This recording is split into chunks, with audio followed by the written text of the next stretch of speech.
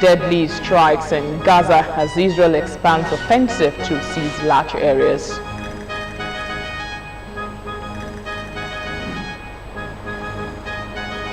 Also on the news, federal government threatens to revoke dormant oil blocks licenses. Details of these and other stories when I return on the business segment of the news. I am Dominic Agbea. And coming up on sports segment of the news, Ogun State government disburses 16.5 million naira to sport associations, target sport festival success. We'll be back with the details of this and another story. I am Sheyi Alao Tongore.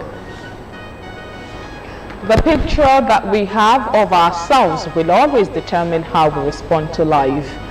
Don't forget you can watch us live on Facebook at Ogtv and Ogun State Television, YouTube at Ogtv Abeokuta, and on Ogtv website www.ogtv.com.ng/live. For the latest news and reports, check us on these platforms: X at Ogtv, Instagram at Ogun State Television, or download Ogtv app on Apple and Google Play stores. President Bola Tinubu, in a sweeping reconstitution of the Nigerian National Petroleum Company Limited board, has sacked the Group Chief Executive Officer GCO Malam Mele Kyari and the board chairman Chief Pius Akinyelure. President Tinubu also removed all other board members appointed with Akinyelure and Kyari in November 2023. This was made public via a statement issued by the presidential spokesman Bayo Ononuga. According to the statement, the new 11-man board has Engineer Bashir Bayo Ojulari as the group CEO and Amadu Musa Kida as non-executive chairman. The statement further stated that Adedapo Shegun, who replaced Umaru Isa Ajia as the chief financial officer last November, has been appointed to the new board by President Tinubu. 6 board members, non-executive directors, represent the country's geopolitical zones.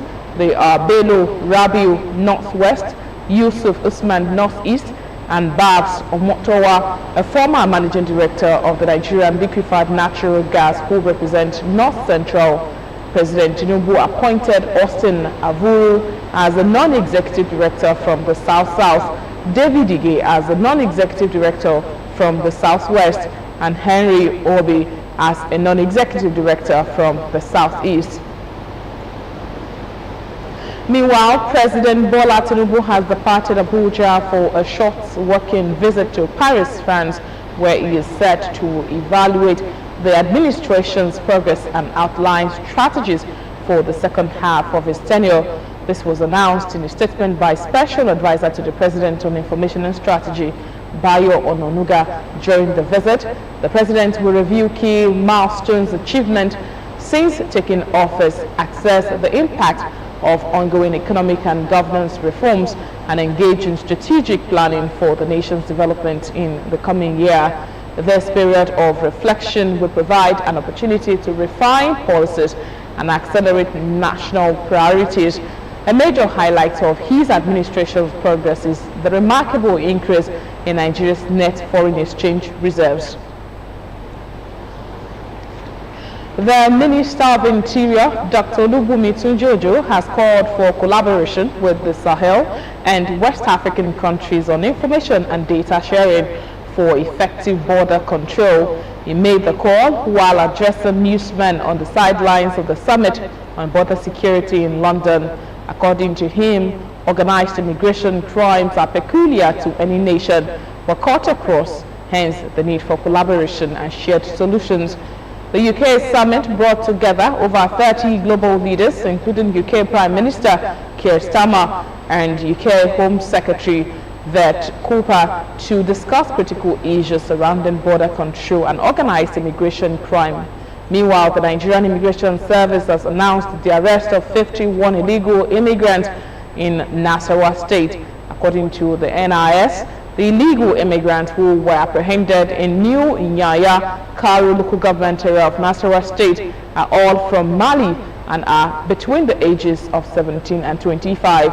The NIS Public Relations Officer A.S. Akinabi confirmed the arrest, stating that 11 of them are female while 40 are male. He said a preliminary investigation conducted by the service suggests that the migrants may be victims of human trafficking and migrant smuggling.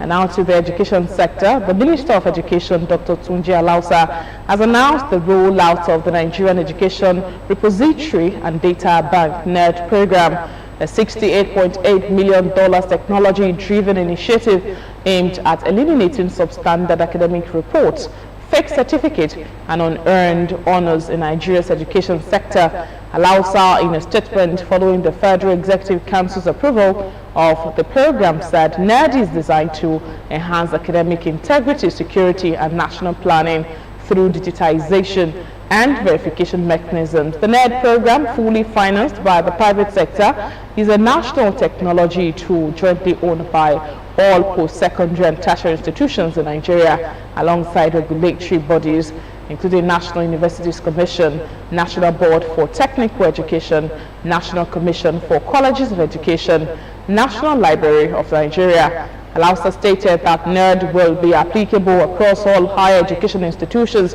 regardless of ownership, public, private, civilian, or military, as well as professional schools like nursing and agriculture colleges. Each student's final academic report must be deposited into a central national database after undergoing a mandatory anti-plagiarism check. The Ogun State Governor's Elders Advisory Council has commended President Bola Tinubu for adopting Tai Solarin University of Education, TASWED, as a federal institution. The council also commended Governor Dapo Abiodun for initiating the moves that led to the federal government takeover of the foremost institution. The Advisory Council made this known at a meeting held at the Valley View Auditorium, Government House, Okigbe, Abeokuta, Ogun State.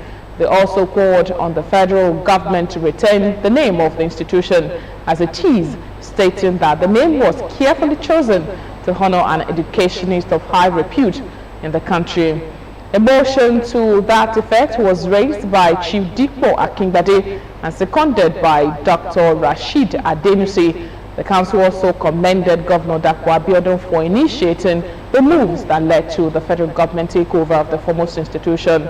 The Advisory Council also called on the federal government to retain the name of the institution as it is, stating that the name was carefully chosen to honor an educationist of repute.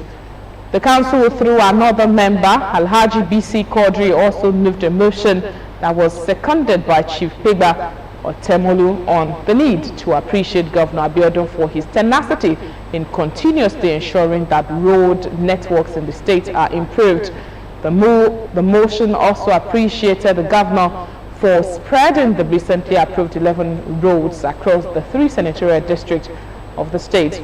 The council commended Governor Abiodun for approving the recruitment of 500 additional Amotekun personnel to help bolster security in the state. The council noted that the recruitment of the new personnel would help to reduce crime in the state. All public and private primary and secondary schools, as well as government science and technical colleges in Ogun State, are to proceed on holiday for second term 2024-2025 academic session on Monday 7th April 2025 to Friday 25th April 2025. A statement by the Commissioner for Education, Science and Technology, Professor Abayomi Arigbabu, stressed that schools are expected to resume for the third term 2024-2025 academic session on Monday 28th April 2025. Parents and guardians are enjoined to take adequate care of their wards during the holiday and prepare them for immediate resumption as academic work starts without delay. In a bid to unlock the transformation and transformative power of art, culture, tourism, and the creative industries for sustainable development in the country, the federal government, through the Ministry of Culture and Tourism, has unveiled plans to construct cultural villages nationwide. The Cultural Hope Initiative, according to Nigerians, will undoubtedly promote cultural heritage and drive economic growth across the nation. Tony Okundupe presents this report in this package.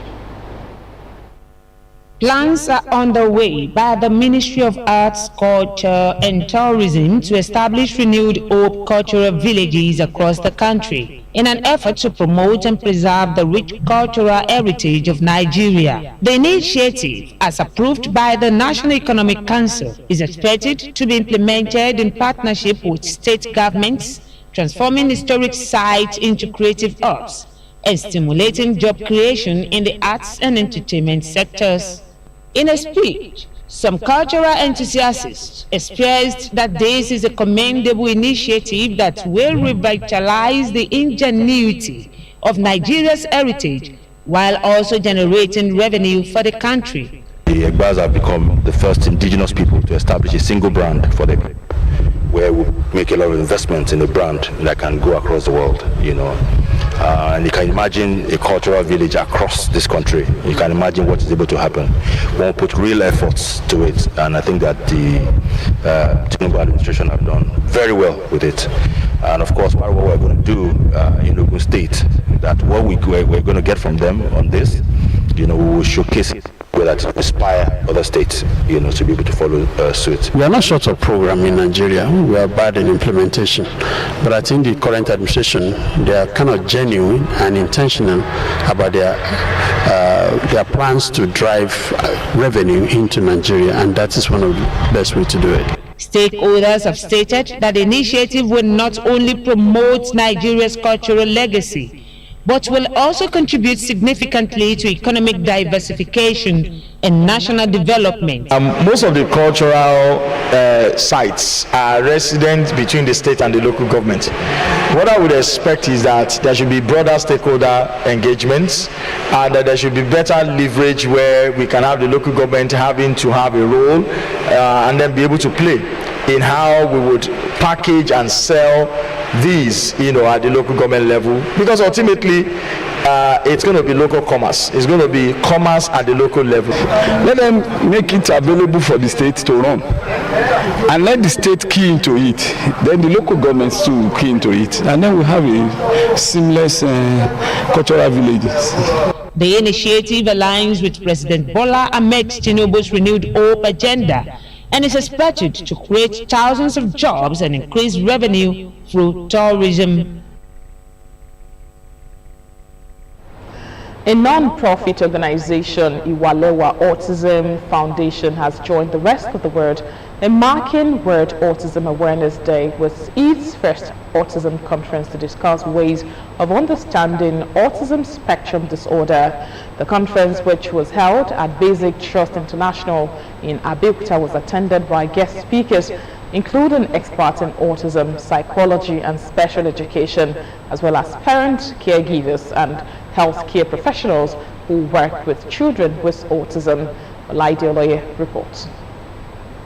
As the rest of the world marks World Autism Awareness Day every 2nd of April, Iwalewa Autism Foundation organized its first autism conference to raise awareness about autism, create an inclusive society, and promote the acceptance and inclusion of people with autism. The Commissioner for Women Affairs and Social Development, Honorable Adijat Adeleye, in a welcome address, emphasized the importance of raising awareness about autism and providing support for families affected by the condition. There's a need to do early medical checkup. One of the things we do in the Ministry of Women Affairs and Social Development is that whenever a child is found, the first thing we do is to take that child to the hospital for general medical checkup. Early detection is very, very necessary and critical. Most of the things, if we discover them on time, the fact is they can be managed. The conference featured a lineup of guest speakers, including experts in autism, therapists, and counselors, who spoke on this year's theme, Understanding Autism Spectrum Disorder, as well as other topics related to autism awareness. Early intervention, when you give them individualized support and to give them full support anywhere. You have to include them. They can work at just right, do you know? They can just work. That is what is obtainable abroad.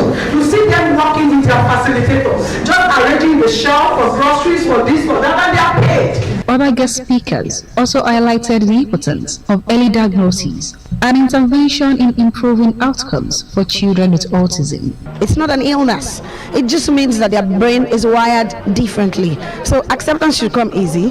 If we as parents can accept it, I think the least the society could do is to just accept it. Encourage these parents. The country manager, Mr. Muiwa Adinopo, representing the founder of Iwalewa Foundation, Aduke Adinopo, reaffirmed the initiative's commitment to bridging the gap in autism services and support. We have been doing a lot of things online, and I have been going to churches, mosques, and schools to make sure that we educate people, we make them aware, and we have even made them realize the entrenched ability in these children. The Iwalewa Autism Foundation, founded by Aduke Adinopo, is a non-governmental organization dedicating to supporting individuals with autism spectrum disorder and their families.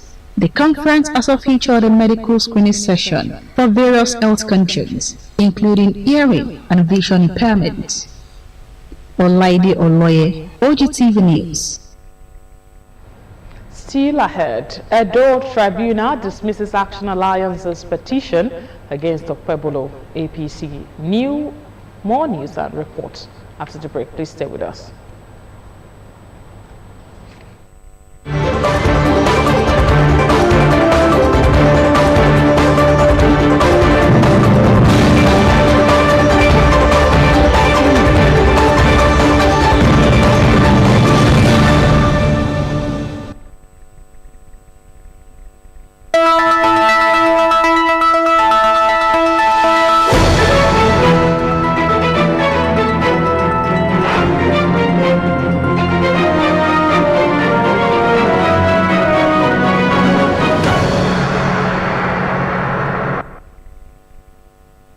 You're still watching the news at 8 on Ogun State Television.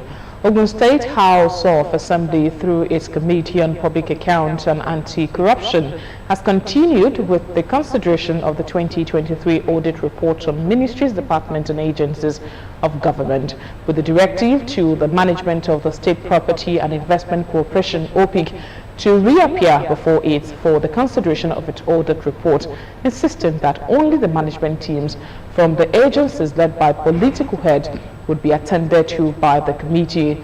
Correspondent Kola Otliosho covered the session. Details of his report are presented in this package.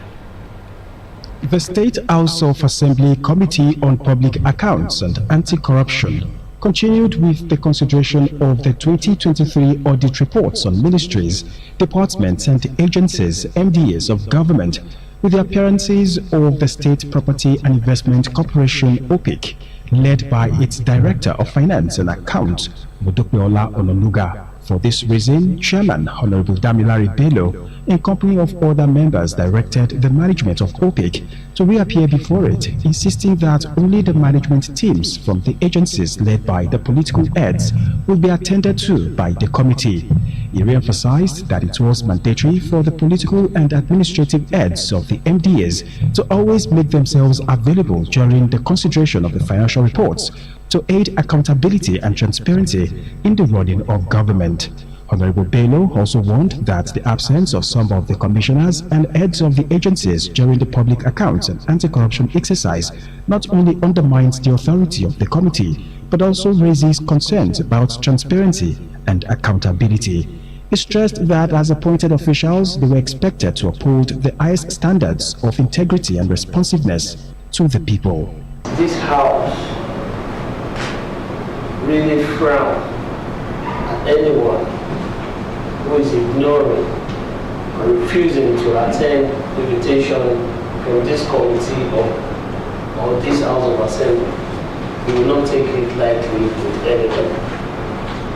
The Constitution is very clear that annually anyone who has connection with our fund in the states shall be invited and can be invited by Public Account and Anti-Corruption Committee of the Ogun State House of Assembly, and it is explicitly stated in the Constitution, Section 139, that this House has the power to summon anybody in any place in the whole of Nigeria. So I want to urge everybody who falls in this category to ensure compliance. The House Committee also interfaced with the management team of the State Customary Court of Appeal, led by the Chief Registrar, Ibilola Abudu. The committee demanded more clarifications on cash books and bank reconciliation process, as well as the need to supply more supporting documents on the court's internally generated revenue and other capital expenditure lines, including the provision of its fixed assets register. Responding, the management of the Customary Court of Appeal assured that all documents requested would be supplied accordingly. The House of Representatives has passed for a second reading a bill seeking to prevent anyone above the age of 60 from contesting elections for the offices of President and Governor in Nigeria. In this special report, Nigerians expressed mixed reactions.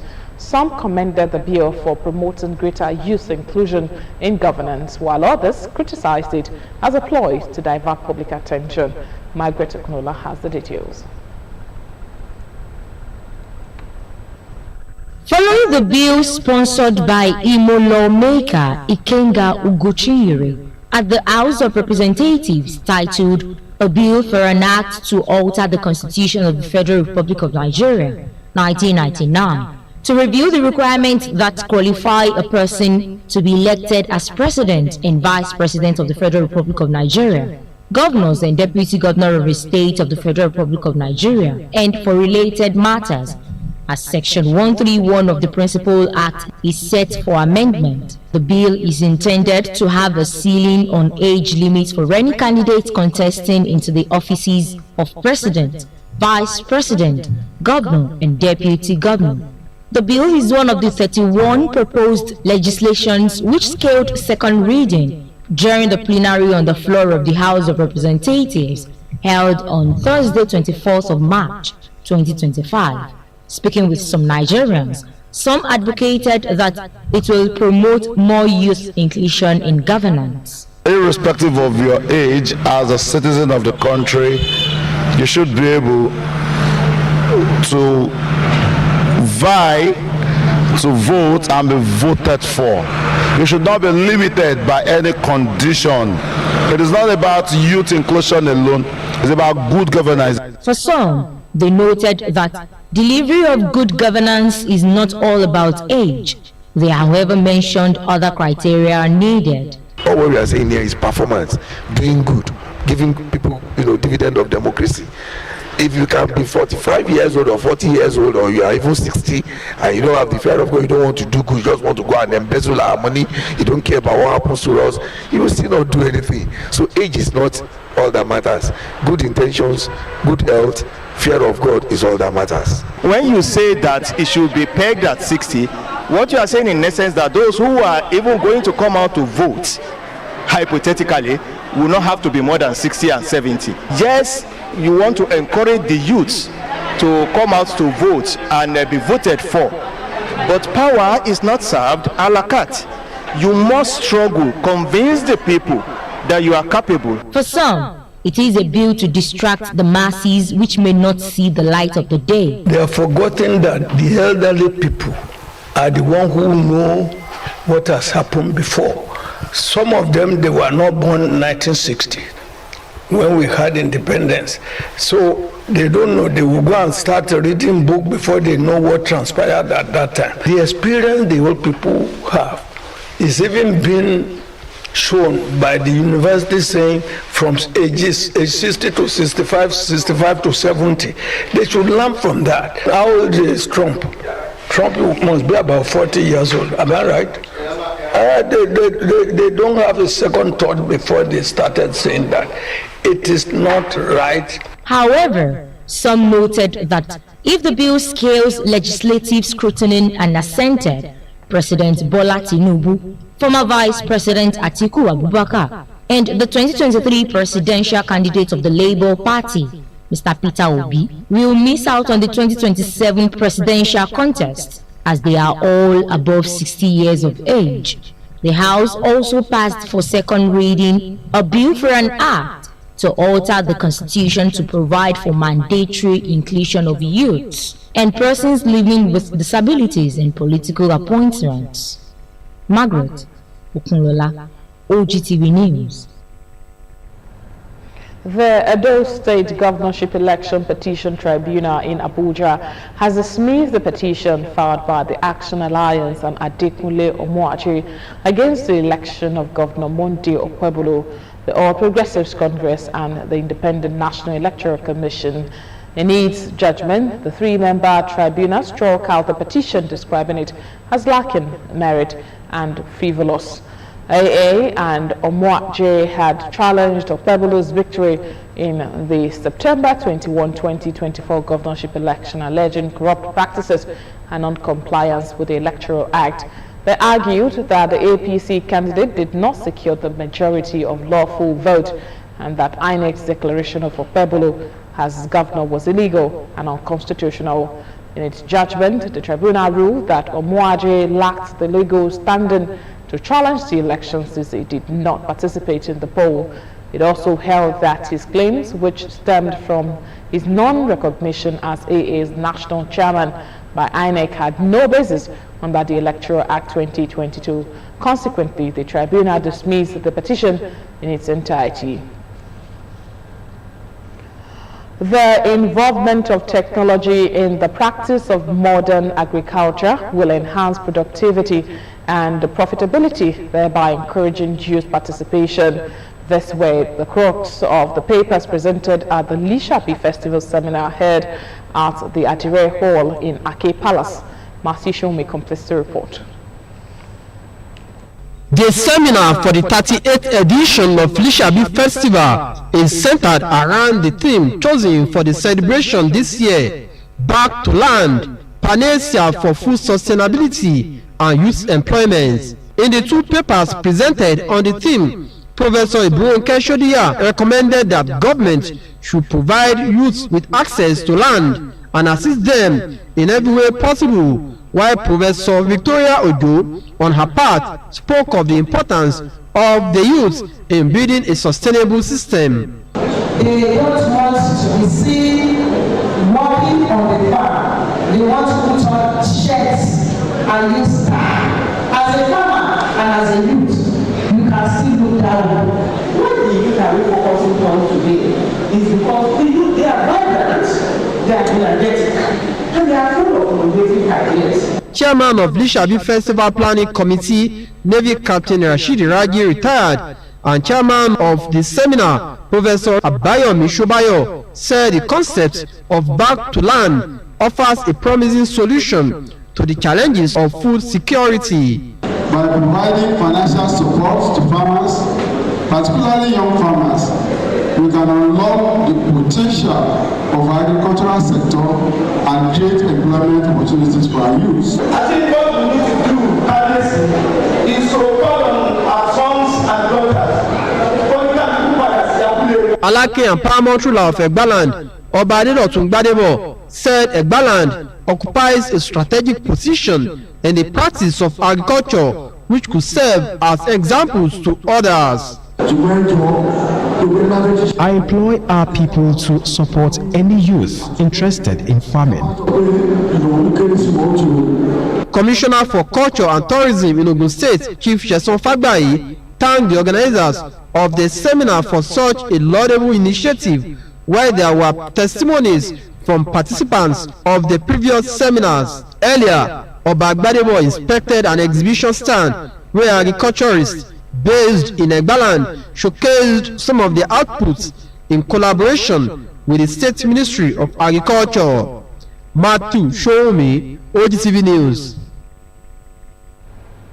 A new non-profit charitable organization, the Princess Benedicta Adefolabi Uluoto Foundation, has been launched with the primary aim of providing support and empowerment to women, the elderly, and people living with disabilities. Established in memory of her mother, who passed away 35 years ago, Princess Benedicta Adefolabi Uluoto, the coordinator, Evangelist Buki Uluoto, stated that the foundation seeks to fill the significant gap. The ceremony was a 3-in-1 event featuring the launch of the foundation, an award presentation, and the celebration of the 55th birthday anniversary of Evangelist Buki Uluoto, marking God's faithfulness in her life. Margaret Oknola has the details. After 35 years of the demise of our mother, late Princess Benedicta Adefolabi Uluoto, Evangelist Buki Uluoto has instituted a foundation in her honor, targeted at supporting and empowering women. The body will also oversee evangelism training through the Evangelical Missions Ministry, a charitable organization that preaches the gospel of God through evangelistic approach, writing and printing of tracts for soul winning, as well as organizing outreach by sharing practical manual for evangelism, with step-to-step guide to fruitful evangelism. Monetary award of 1 million naira in total was presented to awardees after undergoing training in the Evangelical Missions Ministry. I'll say thank you actually, because at least to encourage me. Before, we're a Christian, but we don't know that there's something called strategic way to win soul, but now I know it.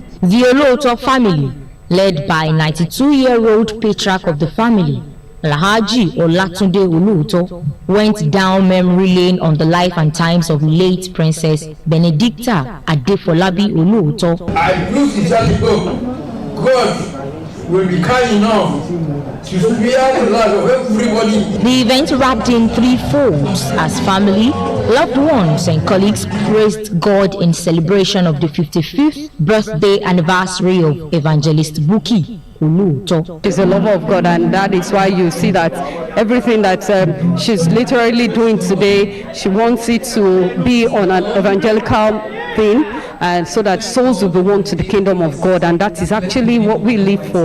A good woman and a lovely sister, very passionate. She's a good leader, and she's somebody that you can really rely on. She's a philanthropist, so I so much like her. She's my mentor. For attaining the age of 55, Evangelist Buki Uluoto ascribed every moment to God's faithfulness. What she started when she was alive, that I have also, that in fact I can't even say how long now, that I have also imbibed.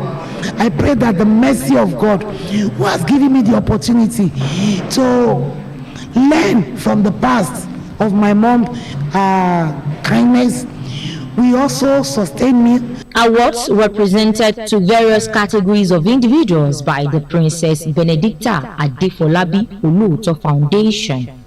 Margaret Okunola, Ogtv News. African time has been considered as a serious menace that does not show any sign of responsibility, but in Nigeria today, it seems everything abnormal has been normalized. In this special report, Bolaji Samson looked into this ugly menace of African time and its implication on national development. African time. Here is what it means. A conference is being organized and it begins 2 hours late. A wedding ceremony is scheduled and it begins 3 hours late. For some reasons, the society has developed a debilitating relationship with promptitude. Expensive wristwatches are worn, but never in tune with what they counsel. Stakeholders decried the poor time management in the Nigerian society and said the habit, which has often been treated lightly, has continuously deprived the society of its deserved development. By this thing that is called African time, I personally don't like it, and I've been a victim many times. I believe a program that is for 8 o'clock should not start 1 minute behind 8 o'clock. So African time is a term for irresponsible timekeeping. So I feel strongly that the institutions of learning, which are formal institutions, are supposed to be a place to checkmate this. So personally, I don't like not keeping time. It's a phenomenon that has been able to enter into the bone of every African, that when they say the program is 10, people will come around 10:30, 12. It is high time we stop that particular idea so that Africa, we can move forward. When we say it is 10, let's allow 10 to be 10.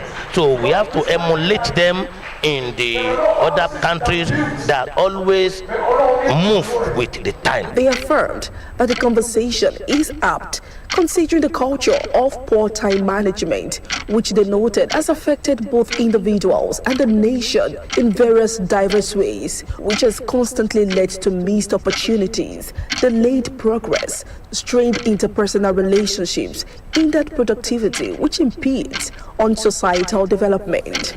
I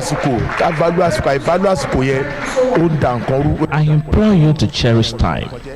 It is your most valuable resource. They, however, want that the repercussions of the indiscipline extend beyond individual habit to affect the collective well-being and efficiency of the society, and so requires all hands on deck to curb the trend. Bolaji Sampson, Ogtv News. The 83rd birthday Thanksgiving service of music legend evangelist Professor Ebenezer Obi Fabiyi holds on Thursday, 3rd April 2025 at the Cross Gospel Mission headquarters of Praise, located at 1315 Oyewole Road, Mulero Bus Stop, Yano Ipada, Lagos, from 10 in the morning. According to a statement, the birthday Thanksgiving, which coincides with Evangelist Obi's 68th year on stage, as a successful and world-acclaimed musician, having started his professional music career at age 15, will attract prominent dignitaries, including clerics, traditional rulers, government officials, captains of industry, secular and gospel artists. Other outreach programs to commemorate the birthday ceremony with the less privileged will be announced in due course. The statement concluded. Business news is next when we return.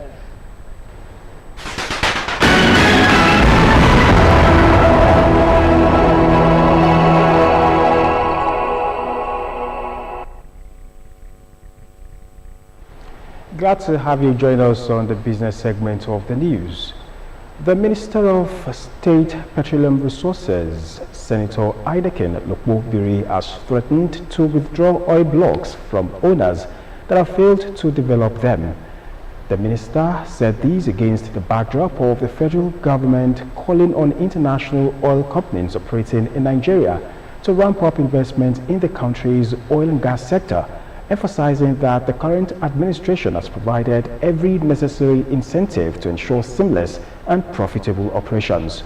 With the federal government setting a production target of 2.06 million barrels per day in 2025, Lokpo-Biri said the government will begin implementing the drill or drop provisions of the Petroleum Industry Act in line with the drive to boost oil production. Nigeria's net foreign exchange reserve, NFER, as of the end of 2024 stood at $23.11 billion, the highest level in over 3 years, reflecting a substantial improvement in the country's external liquidity, reduced short-term obligations, and renewed investment confidence. A statement by the Central Bank of Nigeria, CBN, the increase marked an increase from $3.99 billion at year-on-year 2023, $8.19 billion in 2022, and $14.59 billion in 2021. NEFR, which adjusts gross reserves to account for near-term liabilities such as forex swaps and forward contracts, is widely regarded as a more accurate indicator of the foreign exchange buffers available to meet immediate external obligations. Gross external reserves also increased to $40.19 billion compared to $33.22 billion at the close of 2023. The Nigeria Economic Summit Group has warned that the federal government could face revenue shortfalls if it does not increase the value-added tax rate as part of the ongoing tax reform process. The Chief Executive Officer of the NESG, Dr. Tayo Aduloju, made this statement during an interactive media session held over the weekend in Abuja. He emphasized that while reforms in the VAT system are essential, maintaining the current VAT rate without an increase could lead to a significant loss of revenue for the government. Speaking on the issue, Aduloju said without those rate hikes, it means that the government might lose some revenue. The Securities and Exchange Commission is set to apply a more aggressive approach in combating Ponzi schemes following the recent enactment of the Investment and Securities Act 2025, which President Bola Tinubu signed into law. The new legal